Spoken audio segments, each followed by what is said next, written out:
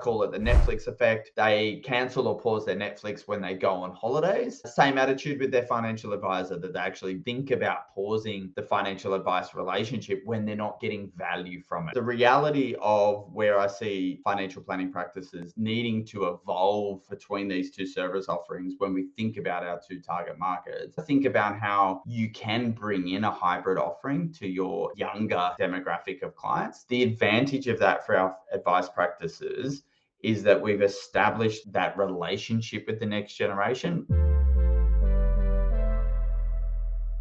Good afternoon. Welcome to episode 108 of Uncommon Sense.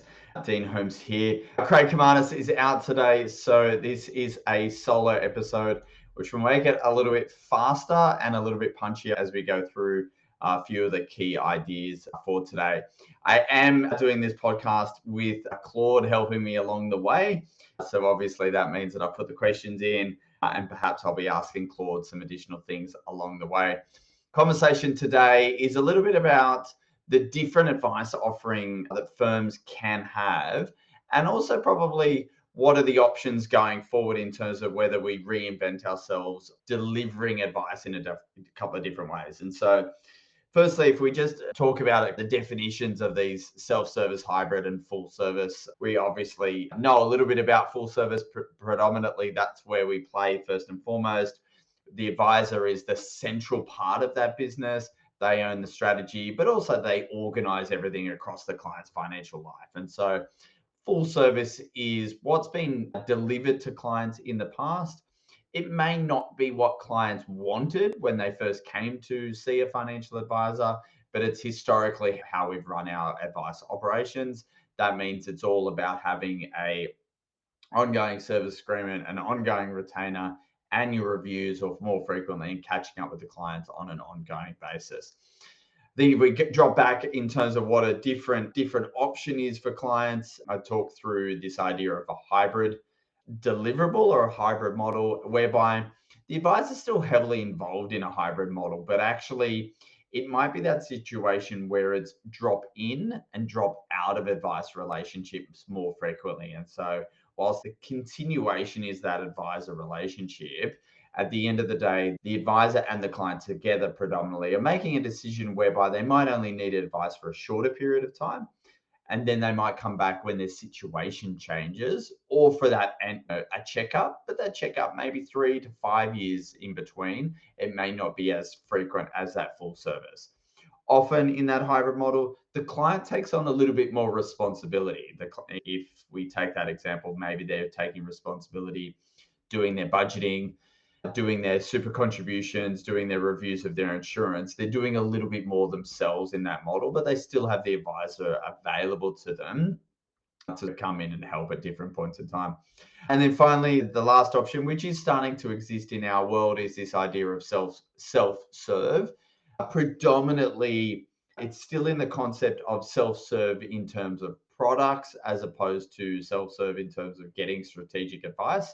However, with AI and some other products, that might change over time. But some clients do just need the product solution at some point in time, be that getting some insurance advice or coming and getting insurance advice through a platform means that they get that particular advice, for example, be it doing some super consolidation and super analysis as well as a second option, whereby they come in and just use the tool, get the advice, and then they go back and live their normal life. So there are a couple of definitions of what I'm thinking about when we put this episode together about self-service, hybrid, and full service. And really the industry is changing in terms of we're all asking ourselves different questions. So one advisor that I'm coaching at the moment, he is thinking about his business in that the ongoing client deliverables is not a challenge, but clients don't always value the ongoing as much as they value the upfront advice. And predominantly this is a younger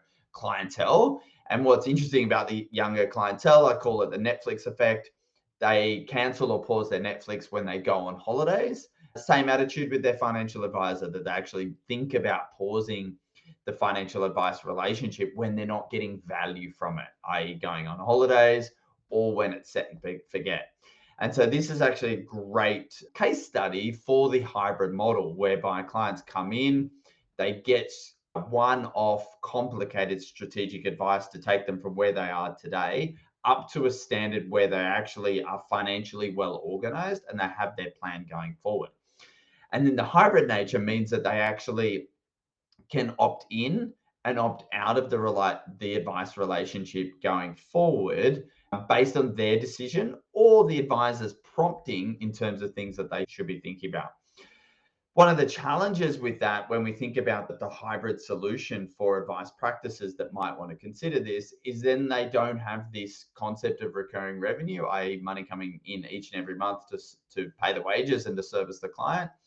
And it's also then working out how do we convince clients to come in at different points in time for that checkup, whatever the right period of time is, be it that if it's an annual review, they're probably full service, but come in and see me every 2 years or 5 years, or when this list of things change in terms of their personal situation, or like the budget announcements, clients that might have been on that hybrid model might be looking to come into an advice relationship at that point in time in order to get a great answer to their questions. Predominantly, as we've seen, is that the clients that are older in age desire, in the past context, desire that full service so that they have the continuation of making sure that someone or some firm is looking after their best interests on an ongoing basis. I think older clients don't want to fall in necessarily into this hybrid or self-serve model because it actually means that they have to stay on top of subject matter areas where they're actually not comfortable or proficient on and don't want to do that on an ongoing basis. So in terms of the full service advice and in terms of how I think about how do we do this better so that we don't necessarily have those clients opting out or wanting to move into different hybrid models, is I think we've got a great opportunity to remember that we are predominantly speaking a client service business that happens to deliver financial advice. And so when I think about our full service advice offerings that we want to bring to our clients, I really want us to think first and foremost about the client service elements of that, because that is more and more what clients will be paying for and value when everything else can be done with technology and AI in terms of helping it. We want to make sure at all times, if we're building a business that delivers full service advice, we want to make sure that we're actually delivering full service as well as advice when it comes to those clients. When it comes to thinking about your models within your practice, I've always given this example of Jetstar and Qantas. And so we all know Jetstar and Qantas as they stand today. However, the idea of when Qantas was first considering opening up Jetstar or establishing Jetstar, the biggest thing that they did first and foremost is they didn't try to build Jetstar within Qantas. And what I mean by that is they actually set up a brand new management structure. They took a different lease in a different office, hired different staff, bought different software in order to start a completely different business. And so this differential in terms of what advice practices might do today is that you might say within your practice, oh, we're delivering full service advice, and now we want to also offer clients some hybrid advice, or we want to offer clients some self-service advice, for example. It can be difficult to do that within your existing business and your existing processes and infrastructure because you've always done it in a certain way. It's very difficult to flip that around and change. And so if we take the model as my example of Jetstar and Qantas, if you would like to create a second business that delivers a hybrid advice, or maybe down into that self-service, you can still be inspired and bring your experience, but the idea of staffing and resourcing and have systems and processes in order to have it as a completely separate business unit is something that I'd give you to think about as you go down that journey. The reality, as we think about the types of clients, as I've indicated, if you want to be able to engage the next generation of clients some of those next generation of clients have a different attitude as to what they need from their advisors. And so the hybrid offering is something that I think is really great to engage with the next generation, i.e., let me fix some problems now and then set you on your way, and I'll see you in 3 years' time. The advantage of that for our advice practices is that we've established that relationship with the next generation. Every advisor and everyone that talks to advisors talks about intergenerational wealth transfer and getting in touch and getting in front of those younger clients. Now, frankly, those younger clients are actually target clients because they might be 50 and 60 now in terms of our aging population. But if you think about the next iteration down as well, in terms of trying to engage clients that might be in their 30s and 40s, at that point in time, working with your parents' advice firm in its current full service structure is not appealing. For those that know, a particular advice practice many years ago had a bit of a tagline which simply said, "We're not your parents' financial advisor." And so that was a good way of indicating who they wanted to look after first and foremost, and confirming that, which is the evidence or research to say that most advisors are not very good at retaining the next generation. Most times, in terms of when the main client dies, the recipients are actually looking for a new financial advisor at that point in time because the model doesn't necessarily suit them. So this idea of having within your business the Qantas and Jetstar offerings between hybrid and full service can be really valuable to deliver something to that younger generation to get them ready, while still obviously managing your full service business as we go through. And so there's a couple of different variations in those businesses that I'm seeing at this point in time. Now, if I was starting a complete self-service business, sorry, the light just fell over. If I was starting a complete self-service business at this point in time, once again, you have to start immediately from scratch. We can use our skills and experience to know how to help clients.